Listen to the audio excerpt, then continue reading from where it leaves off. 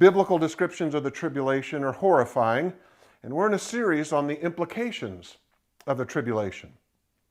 And we've dealt with several related questions. We've asked, since the Lord is returning and since his ultimate plan is to come back to conquer evil and to eliminate pain, why doesn't he just come back now? And then we ask, since the days are growing so evil, how are Christians supposed to interact in this world? And so we dealt with the tension. If you watched, if you didn't, this was 2 times ago, that we've been called to live and speak the truth in this world, but we have not been called to condemn unbelievers. And so we dealt with how to manage that, the true love of everyone, no matter how lost or how much of an enemy they are, and yet being truthful with the gospel. And in a related question, we asked, do the lost deserve to go through the tribulation? That was last week. And in that session, we looked at the life of Jonah, and we found that those who have the truth can sometimes have such a bad attitude or feel like they've been so harmed by someone or by a people group that we basically withhold the truth from lost people. And earlier in this series, if you go back, this is number 7 on the implications of the tribulation, we dealt with several questions related to suffering. So we asked, why will God even allow the tribulation to occur at all? A really good question when you see how incredibly bad and painful it's going to be. And then we asked, how can a loving and all-powerful God allow suffering if he's both loving and all-powerful? And then we asked, why does God allow the innocent to suffer? A sticky one that we dealt with. So as we dealt with the problem of pain, we left the much broader question of the problem of evil for a later time. And we've come to that time. In the next several weeks, we're going to take on a really sticky subject. It's the problem that's been dealt with by philosophers and theologians for many centuries. It's an issue that inevitably comes up when thinkers deal with the existence of God. Let me give you a feel for the kinds of things that we're going to deal with in the upcoming sessions. Does evil actually exist? Or is it an illusion? Or is it a matter of preference? Something we'll really deal with tonight. Is there really a way to determine right and wrong? Or are all ethical determinations ultimately arrived at based upon a person's own point of view? Is truth relative? Why did God allow evil to occur at all? Why does God allow temptation to occur? Does God have the capacity to choose evil? Is God the author of evil? Did he create evil, or did he just provide the potential for it to exist without causing it? These are the kind of questions that have come in over the months and years that I've been teaching. And as you can see, we're going to take on some pretty heady issues. So to really deal with the implications of the tribulation, we can't simply just let these questions go unasked. Because if evil doesn't exist, and if humans aren't responsible for evil, then there's no way that God could hold humans accountable. And there's no basis for future judgment. And there's just no reason that God should allow the tribulation to occur, right? If it's not real and if we're not responsible for evil, it would be unfair of God to allow the tribulation to occur, or judgment for that matter to occur. Now tonight's session will be a really unusual thersology. First, we'll deal with very little scripture, and as you know, we usually deal with a lot of scripture. We deal with almost solely scripture. And second, we're going to deal with quite a bit of philosophical thinking, but don't be scared off, because I'll try to teach the philosophy from a perspective that's understandable from everyone, by everyone who's watching. And third, I'm going to read quite a bit from some great philosophers. But as you'll see, I put the quotes in your handout and you can follow along. And so you'll have this material at your fingertips in the future, because you may be asking some of these questions yourself, or you may have been called on to defend the faith on these issues. The advantage of tonight's approach is that I'm going to boil down many, many hours, probably scores of hours of reading into about 50 minutes of teaching.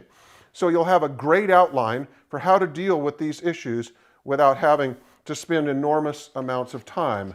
If you keep this one around, I think it'll be helpful, especially since I have many of the teachings from the philosophers right there within your notes. They'll be useful, I think. So as we begin, I think it's important to realize that if we lived before what was called the Enlightenment, and we were dealing with questions about evil, we'd be able to jump right in.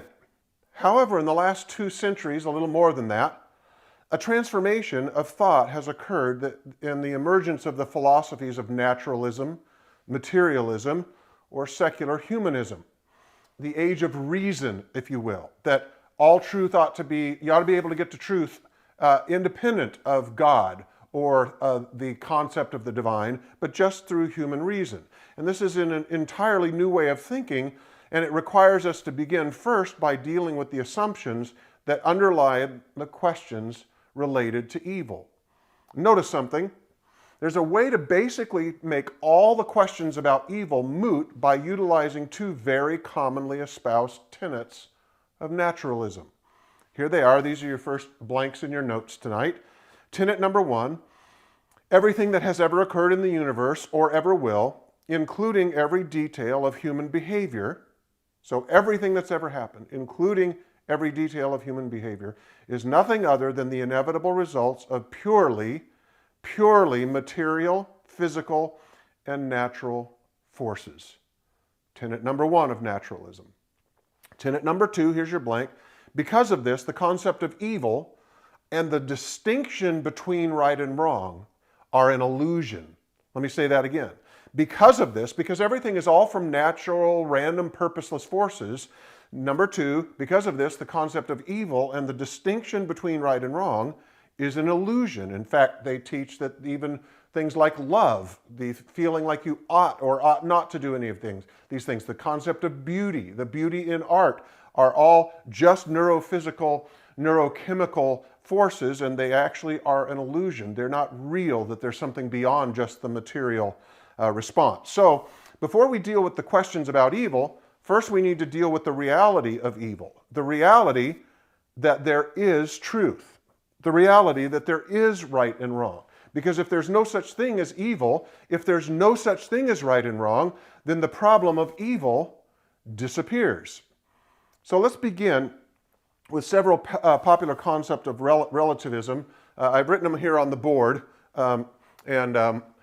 Notice, you have heard, many of you have heard this maybe even in college courses, and you certainly hear it all the time espoused in this secular society. There's no such thing as absolute truth. The second one, truth always depends upon your perspective. Again, I'm sure you have heard many of these. All truth is relative. Again, this has happened since the Enlightenment. There's no such thing as right or wrong. Everyone, there's a long one, but listen to it, track with it. Everyone has the right to determine right and wrong for themselves, and no one has the right to consider their truth as superior to anyone else's truth. And then the last one I wrote down, there are many more, but I'm sure you have heard these kinds of things. Only I can determine what's right for me. In other words, right and wrong are centered in me. It is a completely I-centered way to envision any concept of right or wrong. So let's look at some of the responses to the denial of the existence of truth and of the existence of right and wrong. And again, the reason why we're spending this time tonight is that in the next several weeks we're going to deal with the problem of evil. But if you take that out, if you take out the concept, if you say evil really isn't, everything's really relative, there really is no right or wrong, then it makes those questions moot. So that's where we start. So there are many ways to approach this, but I'd like to give a few simple tools that combat these very romancing concepts. This idea of truth is centered in me, nobody has the right to tell anybody else what's right and wrong for them. And so first we'll start with a few practical things. So listen to these kinds of statements again. There is no right or wrong. There is no absolute truth. All truth is relative. Right and wrong always depend upon your perspective and your point of view. So we're going to deal with 9 or 10 responses tonight before we apply. Response number 1, here's your blanks. Relativism self-destructs in the real world. Relativism self-destructs in the real world. The only setting in which statements like all truth is relative or even plausible are in abstract, intellectual, subjective, philosophical discussions. So people like college professors, talk show hosts, high school teachers, media pundits, and politicians often feel free to pontificate about the nature of reality while simultaneously they are completely detached from actual reality. As soon as you apply the concepts that they espouse to real life, they immediately collapse, right? As soon as you say there's no right or wrong, it always depends, all truth depends upon your perspective. So let me give some practical examples. Would anyone want their hairstylist to believe that there's not a right and a wrong way to do their hair? After all, this is a fairly trivial example, but it's a good one. A mohawk is just as good as what you want from their perspective, so a mohawk it shall be. You have no right to determine what they should do with your head. And how about your surgeon? Do you want them to think, it really doesn't matter which hip I replace? After all, there's no right or wrong. In fact, left and right are merely conventions that we have assigned to the two sides of the body. But no one should worry about these conventions because they actually aren't real, because in fact, there isn't anything that's actually right or wrong. And how about the pilot that's flying your plane? Do you want them thinking, the flight manual says that I'm supposed to land this jet at 150 miles an hour? That's awfully rigid. After all, truth is relative. So I'm going to land it at 500 miles an hour. And what about the mechanical engineer? Let me give a really serious recent example that exposes how bankrupt this concept is. After the disastrous collapse of the massive apartment complex in Florida last year, do you think anyone would believe that it doesn't really matter whether the engineer and the architect who develop building specifications think that there's a right way and a wrong way to specify, to be the architect for, and to engineer a building? The bottom line is, even the most avowed atheist desperately wants their hairstylist, their pilot, their surgeon, and the engineers that have built everything around us to believe that there is absolute truth. There's a right way to land a plane and a wrong way. So now that we've dealt with some of the practical issues, let's move to the logical level. Let me explain why arguments like there's no truth, or all truth is relative, or truth depends upon your perspective, always ultimately backfire on themselves. The statements backfire logically on themselves. So here's response number 2.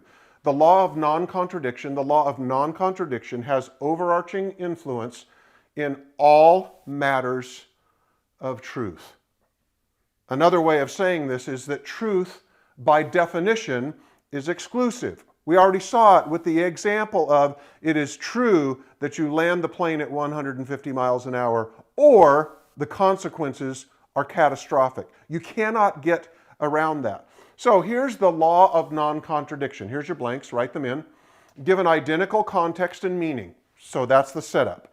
Given identical context and meaning, a statement cannot simultaneously elicit two opposite true answers. If all things are equal, a statement cannot simultaneously give two opposite answers and be true. So, for example, let's say that you and your wife are out walking, wherever, and you see somebody that you know, and they say, hey, to your wife, hey, I heard that you're going to have a baby.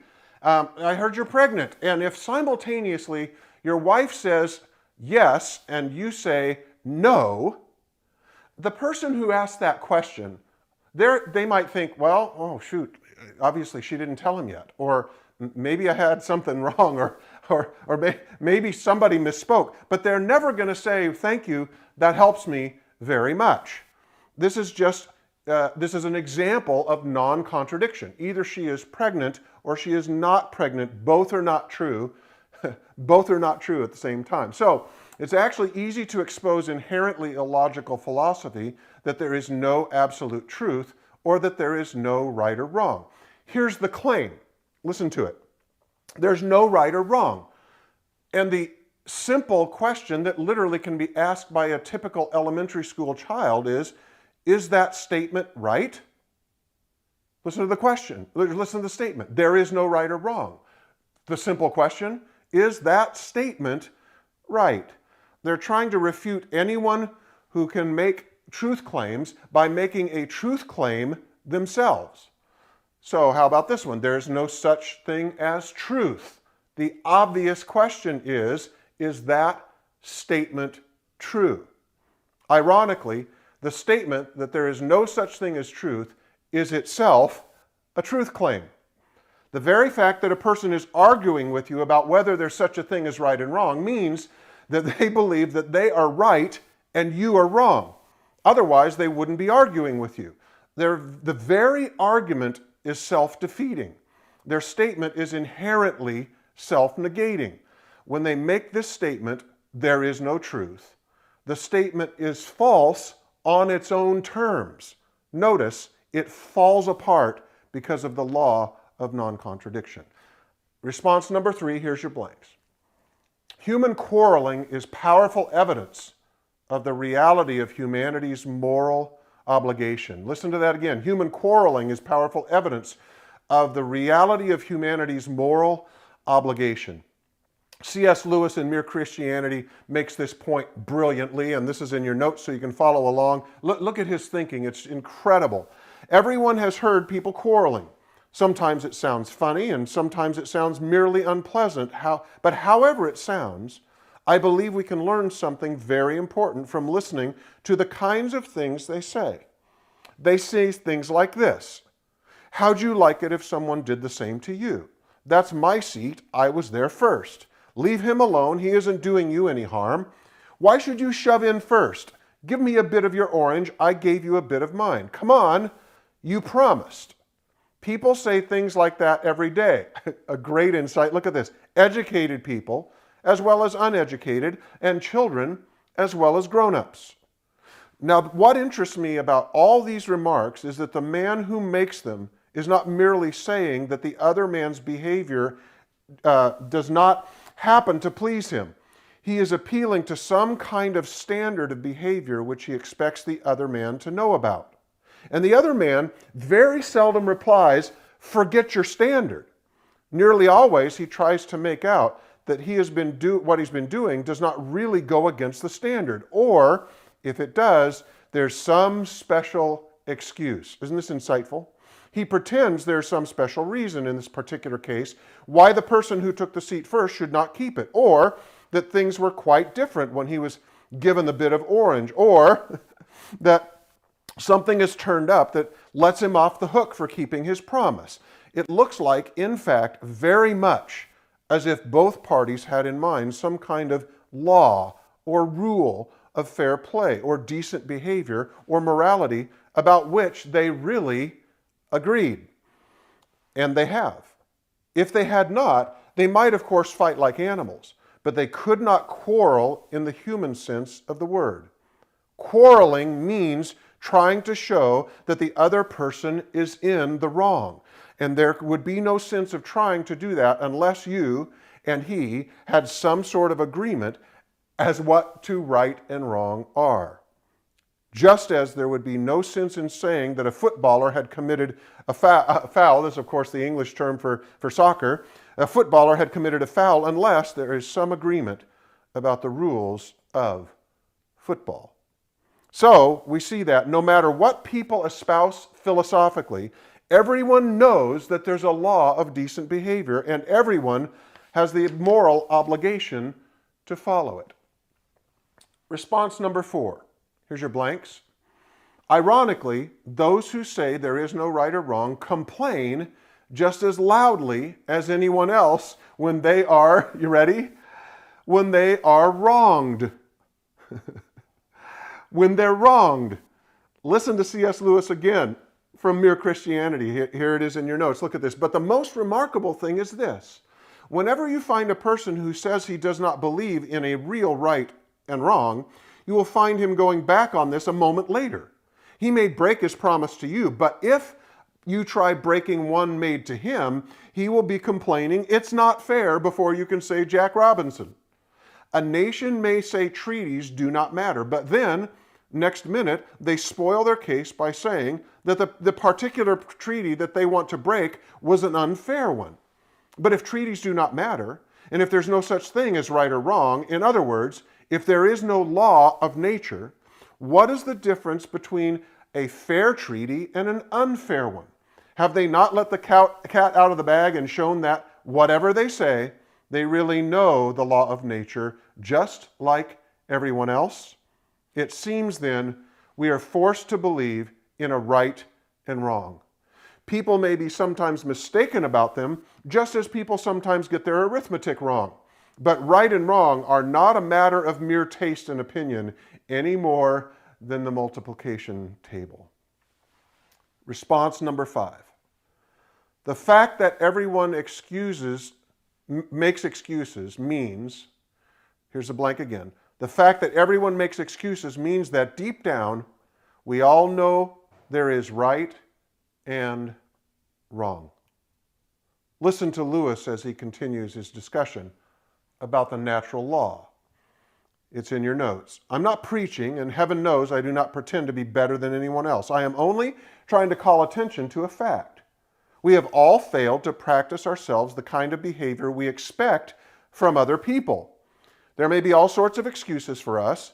That time you were so unfair to the children was when you were very tired. That slightly shady business about the money, the one you have almost forgotten, came when you were very hard up. And what you promised to do for old so-and-so and have never done, well, you never would have promised if you had known how frightfully busy you were going to be. The point is, I do not succeed in keeping the law of nature very well. And the moment anyone tells me I'm not keeping it, there starts up in my mind a string of excuses as long as your arm. The question at the moment is not whether they are good excuses. The point is that they are one more proof of how deeply, whether we like it or not, we believe that there is right and wrong. If we do not believe in decent behavior, why would we be so anxious to make excuses for not having behaved decently? The truth is, we believe in decency so much, we feel the rule of law pressing on us so, that we cannot bear to face the fact that we are breaking it, and consequently, we try to shift the responsibility. Oh, is that not true? For you notice that it is only for our bad behavior that we find all these explanations. It is only for our bad temper that we put down to being tired or worried or hungry. We put our good temper down to ourselves. Isn't it remarkable? No matter how much you say right, there's no right or wrong. We make excuses for things that we do that we know are wrong, and we take credit for things that we do that we know are right. Response number 6. Response number 6. I'll read this twice because there's 4 blanks. You can't have it both ways. Either there is a moral basis for human rights, or there is no basis for them. And if there's no basis for them, then there are no human rights. Let that sink in. You can't have it both ways. Either there is a moral basis for human rights, not just convenience, actual rights, right and wrong. There are moral basis for human rights, or there is no basis for them. And if there is no basis for them, then there are no human rights. Getting rid of all moral absolutes sounds very freeing, doesn't it? Oh, just live the way you want. However, it creates fatal complications for itself when it's actually applied in real life. Listen to how author, pastor, and philosopher Timothy Keller describes the floundering that happens about the basis for human dignity and human rights when the concept of universal truth is removed. It's in your notes. Read with me. The universal sense of moral obligation creates a problem for those with a secular understanding of the world. Carolyn Fleur-Laban is an anthropologist whose professional field is dominated by what she calls cultural relativism, the view that all moral beliefs are culturally created. In other words, all morality just comes out of the community. where you happen to grow up. In other words, there is no basis for objectively judging one culture's morality to be better than another. Yet, she was appalled by practices in society she was studying that oppressed women. She decided that she should promote women's interests in the societies where she worked as an anthropologist. This immediately created a conundrum for her. She knew that her belief in women's equality was rooted in a socially located, meaning Western, post-Enlightenment, individualistic mode of thought. So, what right did she have to promote her views over those of the non-Western societies where she was working? Here was her response. So this comes from Dr. Fleur-Laban herself. Look at this. Anthropologists continue to express strong support for cultural relativism. However, a most contentious issue arises from the fundamental question: what authority do we Westerners have to impose our own concept of universal rights on the rest of humanity? But the cultural relevance argument is turned around and used by oppressive governments to deflect criticism of their abuse of their citizens. She says, I believe that we should not let the concept of relativism stop us from using national and international forums to protect the lives and dignity of people in every culture. When there is a choice between defending human rights and defending cultural relativism, anthropologists should choose to protect and promote human rights. We cannot be bystanders. Look at Keller's response to that. Fleur-Laban poses a difficult question. If all cultures are relative, then so is the idea of universal human rights. So how can I decide to impose my values on another culture? Amazingly, she doesn't answer her own question, and then, amazingly, she rejects her fundamental philosophy of relativism, and she declares, women are being oppressed, and we have to stop it. We must bring our Western values to other nations. Our values are better than theirs, period. Isn't that absolutely stunning lack of self-reflection? Notice her complete rejection of the very philosophy that her entire academic discipline is founded on.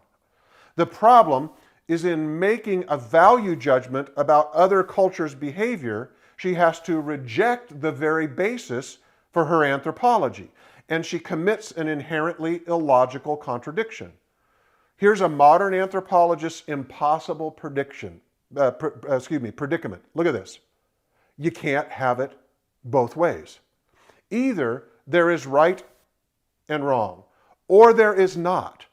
But if there's no right or wrong, we must accept relativism, and no one can say that violating human rights is wrong.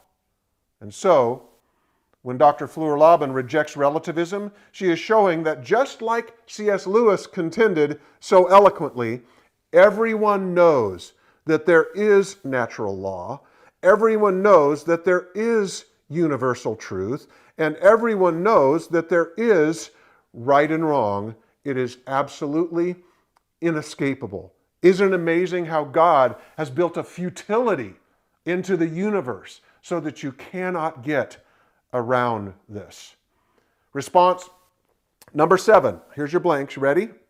While the statement, each religion sees part of spiritual truth, but none can see the whole truth, sounds humble, it's actually an enormously arrogant position to hold.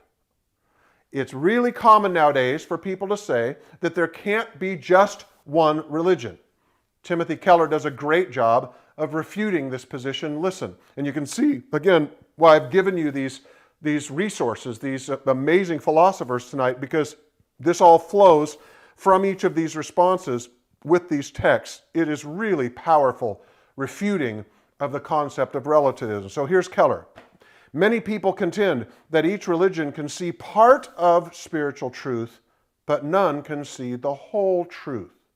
Sometimes this point is illustrated with the story of the blind men and the elephant. Several blind men were walking along and came upon an elephant that allowed them to touch and feel it. This creature Notice the first one. "This creature is long and flexible like a snake," said the first blind man, holding the elephant's trunk. "Not at all. It's thick and round like a tree trunk," said the second blind man, feeling the elephant's leg. "No, it's large and flat," said the third blind man, touching the elephant's side. Each blind man could only see part of the elephant, but none could envision the entire elephant. In the same way, it is argued, the religions of the world each have a grasp on part of the truth about spiritual reality, but none can see the whole elephant or claim to have a comprehensive vision of the truth. I don't know if you've ever heard that or expressions like it, but it sure seems to put people in a conundrum. But notice how easy this is to expose what's going on. Look at the next paragraph. "This illustration backfires on its users. The story is told from the point of view of someone who is not blind. How could you know that each blind man only sees part of the elephant unless you claim to be able to see the whole elephant? How could you possibly know that no religion can see the whole truth unless you yourself have a superior, comprehensive knowledge of spiritual reality that you just claimed that none of the religions have?" What a quandary, right? I love how theologian Leslie Newbigin responds to this idea with that no one religion is able to claim that it has the truth. Listen to Dr. Newbigin. This is brilliant. It's in your notes. "There is an appearance of humility in the protestation that the truth is much greater than any one of us can grasp. But if this is used to invalidate all claims to discern the truth, then it is in fact an arrogant claim to a kind of knowledge which is superior to all other views. We have to ask, what is the absolute vantage point? In other words, the person who's not blind, who sees everything, what is the absolute vantage point from which you claim to be able to relativize all absolute claims made by other religions? Isn't that brilliant? Look at that. What is the absolute vantage point which you claim to be able to relativize all absolute claims made by the other religions? So notice, for someone to claim that no one religion can have the whole truth means that they have to be able to know the whole truth themselves. And this claim requires arrogance of the highest order. Response, number 8, here's your blank. To say that a religion cannot be true, to say that a religion cannot be true because it is ethnocentric is in itself an ethnocentric position. Let me say that again. To say that a religion cannot be true because it is ethnocentric is in itself an ethnocentric position. Listen to John Somerville's critique of this way of thinking. Many say, it's in your notes, many say it is ethnocentric to claim that our religion is superior to others. Yet, isn't it that very statement ethnocentric? Most non-Western cultures have no problem saying that their culture and religion is best. The idea that it is wrong to do so is deeply rooted in Western traditions of self-criticism and individualism. To charge others with the sin, I love how he says this, to charge others with the sin of ethnocentrism is really a way of saying our Western culture's approach to other cultures is superior to yours. We are doing the very thing that we forbid others to do. Amazing. Once again, we see that relativistic philosophy is inherently contradictory.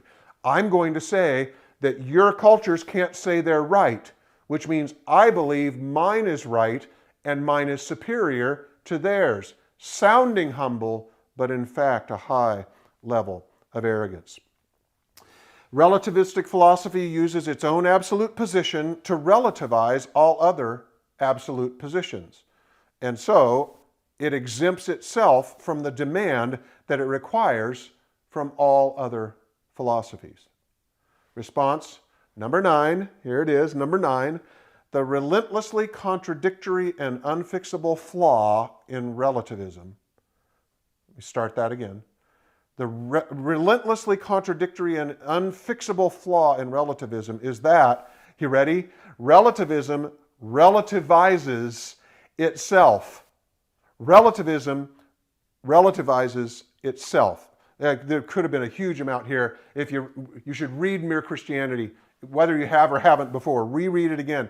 And Lewis is so brilliant on this. But look at Keller, how he does a great job of seeing through the errors of the claims of relativism. Look at this. The fatal flaw in relativism's attack on religion in general and Christianity in particular is obvious. Skeptics believe that any exclusive claims to a superior knowledge of spiritual reality cannot be true. But this objection is itself a religious belief. It assumes that God is unknowable, or that God is loving but not wrathful, or that God is an impersonal force rather than a person who speaks in Scripture. All of these are unprovable faith assumptions. In addition, their proponents believe they have a superior way to view things. They believe that the world would be a better place if everyone dropped the traditional religion's views of God and truth and adopted theirs. Therefore, their view is also an exclusive claim about the nature of spiritual reality. If all such views are to be discouraged, this one should be discouraged as well. And look at Peter Berger, amazing philosopher, incredibly insightful on this issue. He says this, it's in your notes. Absolute relativism can only exist if the relativists exempt themselves from their own razor. What a brilliant insight. If you say no belief system can be held to be universally true for everyone, that itself is a universal claim about everyone's beliefs. Thus, it cannot be true on its own terms. In other words, relativity relativizes itself.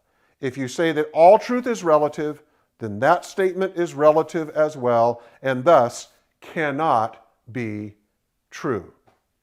So, a lot of philosophy crammed in, but like I say, this is 20 to 50 hours worth of reading put together. I really encourage you to keep it for the future, but let's do a few minutes on application before we finish. Application number 1, here's your blanks. The beliefs held by the typical secular thinker today are logically contradictory. Tonight we've repeatedly seen the pattern in contradictory thinking that's common among secularists. But I want us to see another contradiction that will nicely set up the next several weeks. We're going to be dealing with the problem of evil, so this will help to set these sessions up. This contradiction shows the fundamental illogic of modern thinking. It's found in 2 common concepts believed by secular humanists. Here's your blanks. Secular concept number 1, all truth is relative and, therefore, right and wrong depend upon your perspective. Right? Secular concept number 1, you hear it all the time. All truth is relative and therefore right and wrong depend upon your perspective. And secular concept number 2, you ready? Here's your blank. There's too much evil in the world for God to exist. There's too much evil in the world for God to exist. One of the primary foundations of many people's atheism. You may be aware that one of the most common reasons that atheists say that they're atheists is because there's so much evil in the world. But here's their problem. Essentially, every atheist is also a moral relativist. And that means that they must reject any ultimate concept of right or wrong, moral or immoral, and good versus evil. And this exposes the typical atheist circular conundrum. You ready? Here come your blanks. Point number 1, their atheism is based upon there being too much evil in the world for God to exist. You've heard it many times, I'm sure. If God is all-powerful and all good, then there can't be a God. There's so much evil in the world, either God is not good or God is not God. He's either not all-powerful or he's not good, right? They say that kind of thing over and over again. Their atheism is based upon there being too much evil in the world for God to exist. Point number 2, Their relativism means that there are no absolutes, which means that true evil doesn't exist. Notice the conundrum that they're running into. And point number 3, but their atheism depends upon the existence of evil. Remember point number 1? The reason they don't believe in God is because there's so much evil. There's too much evil. There couldn't be a good God, an all-powerful God. Point number 3, but their atheism depends upon the existence of evil. And so their relativism invalidates their atheism. Isn't that amazing? Let me say that again. But their atheism depends upon the existence of evil, and so their relativism invalidates their atheism. Because remember what their atheism is based upon. Many people, too much evil. But their relativism means there is no evil, and therefore it destroys the basis for their atheism. So this is why we'll be dealing with the problem of evil in the next several weeks. Because evil does exist, and its existence has to be dealt with, right? God isn't off the hook now, He's actually on the hook, because evil is in fact a reality. But because everyone knows that evil exists, this means that moral relativism is logically bankrupt. It refutes itself, and thus it gives us the perfectly self-defeating nature of moral relativism. Write this one in. There's a lot of words back and forth, but you will see how this is the perfectly self-defeating nature of moral relativism. Here's your blanks. If relativism is true, then there is no truth. But if there's no truth, then nothing, including relativism, can be true. If relativism is true, then there is no truth. That's what they say. But if there's no truth, then nothing, including relativism, can be true. Notice, a perfectly self-defeating philosophy. So the reason to reject relativism isn't just because it's bad philosophy, but because it's inherently illogical. At its very foundation, it's contradictory. And because it's utter, complete, absolute nonsense. It makes no sense. Application number 2. Application number 2. As badly as we want to determine our own right and wrong, to call our own shots, if there is no law, no truth, no absolutes, and no judge, then there's no hope. As badly as we want to determine our own right and wrong, to call our own shots, if there's no law, no truth, no absolutes, and no judge, then there's no hope. This truth is brilliantly articulated in the play entitled After the Fall that was written by Arthur Miller, who's a playwright, but actually, as you'll see, is a brilliant philosopher as well. The character Quentin has lived his life deciding his own right and wrong. But now, he's trying to decide whether his life actually mattered, and if he made the right choices, and if there was any real purpose in the things that he did in life. And now it's occurring to him that what he's really hoping for is some kind of cosmic courtroom that will make a final decision about whether what he did in life was actually right or wrong. And listen to his lament. It's in your notes. Look at this. For many years, he's speaking to, this is self-talk, thinking, speaking to himself. For many years, I looked at life like a case at law in a courtroom. As I pursued things in life, I believed it was moving upward towards some goal. I was moving toward a final day in court where I would be justified or even condemned. I was moving toward a verdict. But now I realize that my disaster really began when I looked up one day, you ready for this? And the bench was empty. No judge in sight. And all that remained was an endless argument with myself. This pointless litigation of existence before an empty bench, which of course is another way of saying despair. What incredible insight the playwright had. What he's saying is that we all live as if it's better to seek peace instead of war, to tell the truth instead of lying, to care and nurture rather than destroying. We believe that these choices aren't pointless and that it really matters which way we choose to live. Yet, If the cosmic bench is truly empty, if there is no judge and no final judgment, then who says that one choice is really better than the others? We can argue about it, but it's just pointless argument. As Quentin in the play says, it's just endless litigation of existence before an empty bench. If the bench is truly empty, then the whole span of human civilization, even if it lasts a few million years, will be just as infinitesimally a brief spark in relation to the oceans of dead time that preceded it and that will follow it. There will be no one to remember any of it, whether we are loving or cruel, nurturing or destructive, kind or hateful, will in the end make no difference. If there is no judge, then nothing really matters. And so, here's the great irony of our age. By adopting moral relativism, we've desperately tried to free ourselves from God's laws, from God's word, and from obedience to God's will. In this desperate attempt to find freedom, we've only found pain, suffering, and despair. Talk about ironic. In this desperate attempt to find freedom, we've only found pain, suffering, and despair. Here's the fundamental problem for everyone who tries to make up their own plans, their own rules, their own ways.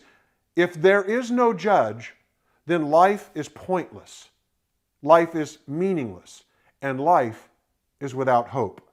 In the end, everything that anyone ever thought, ever said, ever did, or didn't do will mean precisely nothing. So as we close tonight, I end with some questions. Listen carefully. Have you tried running from the judge? Or are you living for him so that your life will have true meaning and actually make a difference in this world? Don't take this to mean that I'm asking you if you follow the rules. I'm asking you, do you walk in constant communion with the perfect and merciful judge? Are you consumed with a desire to bring pleasure to the one who alone is good, who alone is right? Or have you become your own judge, deciding for yourself how you'll live, choosing your own ways, making your own plans? Every person who tries to free themselves from the natural law that God has built into humanity is on a collision course with reality. You'll never get around God's laws. You'll never get around God's purposes. You'll never get around the futility that God has built into the universe for everyone who tries to run from the way that God has created reality. If you're running from His truth, you'll ultimately be confronted with nothing but despair. Listen, what you seek, you will not find. What you hope for, you will not obtain. What you work hard for will slip through your fingers, and in the end, you'll have nothing but you at the center, clinging to your pitiful little plans, without joy, without freedom, and without hope. If you demand your freedom from God, you'll only find bondage. If you demand your autonomy from God's will, you'll only find shackles. If you demand freedom on your own terms, ironically, you'll only find slavery. All of the true good that any of us has ever pursued is found alone in God. But the great news is, God has made a way for every one of us to come home, to find peace, to find joy, and to find hope in Him. Tonight, the great news is the universe does have a perfect judge. The despair can be wiped out by bowing before Him and saying, "Oh God, I've been wrong. It was my sin, my fault, my way. And oh Lord, forgive me and empower me to live your goodness through the power of your Spirit as I live for Christ alone.